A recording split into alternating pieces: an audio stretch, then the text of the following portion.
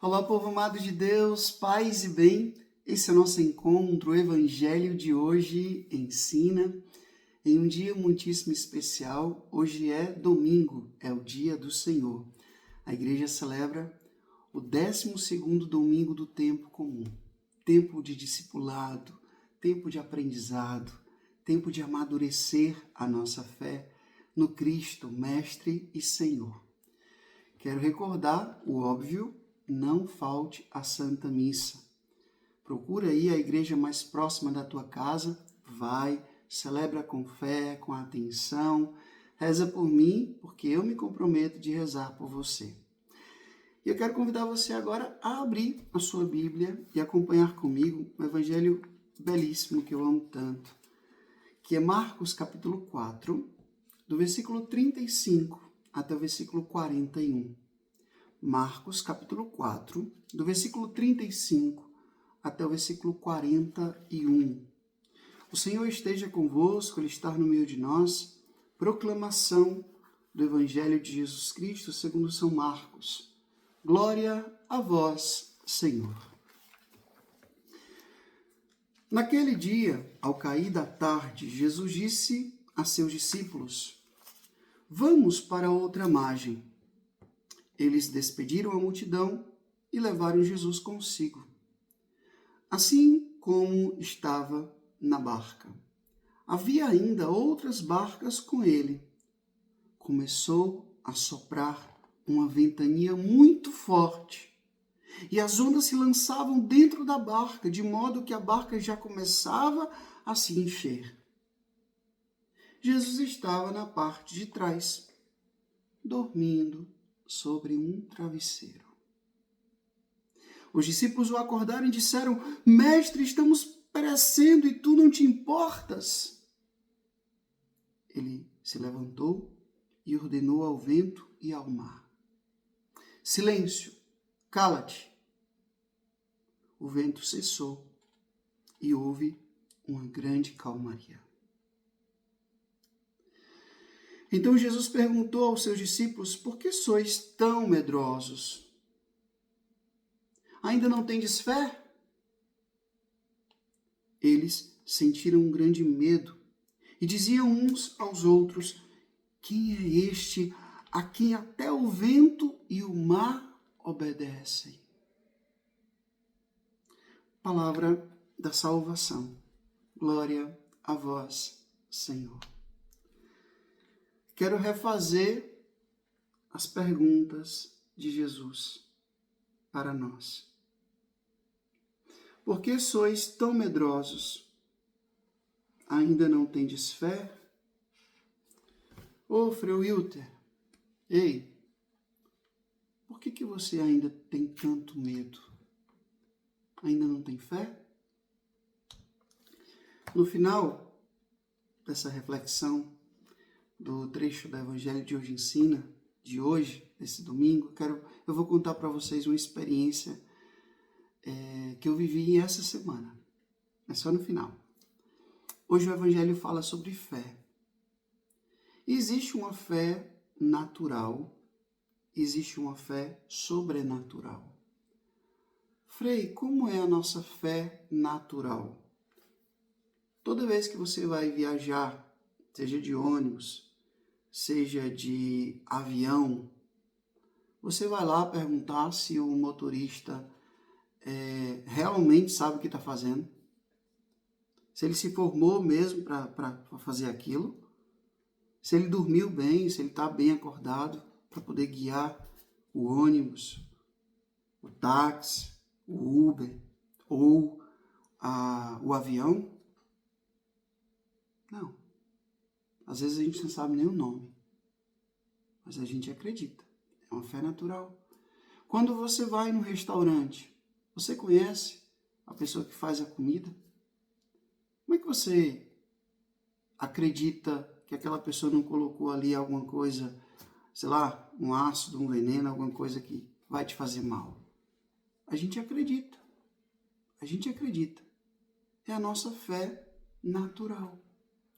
Mas existe uma fé sobrenatural. E essa nós não nascemos com ela. Nós não nascemos com a fé. São Paulo diz que a fé nasce da escuta da palavra. Daí a importância de você escutar a palavra. Ao invés de ficar querendo escutar fofoca de famosos, ficar escutando a vida dos outros, escuta a palavra de Deus. Eu tenho, graças a Deus, um bom hábito, e aqui eu compartilho para poder motivar vocês. Quase todas as vezes que eu vou fazer minha caminhada, eu fico escutando pregações de pregadores que me fazem muito bem, que eu gosto de escutar, que acrescentam. Né? Hoje a gente tem essa facilidade no Spotify, seja no YouTube também. Você vai ali, coloca as pregações e vai escutando. Você que acorda todo dia escutando o Evangelho de Hoje Ensina, você não sabe o bem que você está fazendo à sua vida de fé. Então não deixe de escutar o Evangelho de Hoje Ensina, não deixe de escutar a palavra de Deus. A fé nasce da escuta da palavra. Escuta, ó Israel. Primeiro escuta, depois ama, mas primeiro escuta. A quem você tem escutado? Você realmente tem escutado a palavra de Deus para fazer a sua fé amadurecer? A nossa fé, ela está centrada em Deus. A nossa fé no Pai, no Filho e no Espírito Santo, no mistério pascal, o mistério da paixão, da morte e ressurreição de Cristo. Então, em quem eu acredito? No que eu acredito? Aquela pessoa que vai ali, acredita naquela determinada filosofia de vida, e depois nessa crença aqui, nessa igreja aqui, nessa doutrina aqui. É um mix, né? A pessoa pega tudo assim. Um mix. Não. Se você é cristão, católico, apostólico, romano, nós temos uma doutrina. A igreja nos ensina claramente o que é a nossa fé, em que nós devemos crer, em quem nós devemos crer.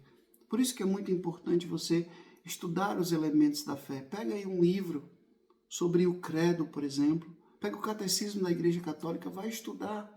Né? Lá explica, crê em Deus Pai Todo-Poderoso. O que é crer em Deus Pai Todo-Poderoso? O que é crer no Espírito Santo? O que é crer na Igreja Católica? O que é crer na comunhão dos santos? Às vezes a nossa fé é muito vaga, é muito rala. A gente precisa se aprofundar, ir para o fundo. Porque se a nossa fé não for madura, a gente vai fazer exatamente como os discípulos no Evangelho de hoje. Veja, Jesus estava com eles, na mesma barca. Tiveram essa gentileza, essa delicadeza de levar uma almofada para Jesus. Imagine Jesus cansado, tinha pregado tanto, tinha curado tantas pessoas, estava cansado.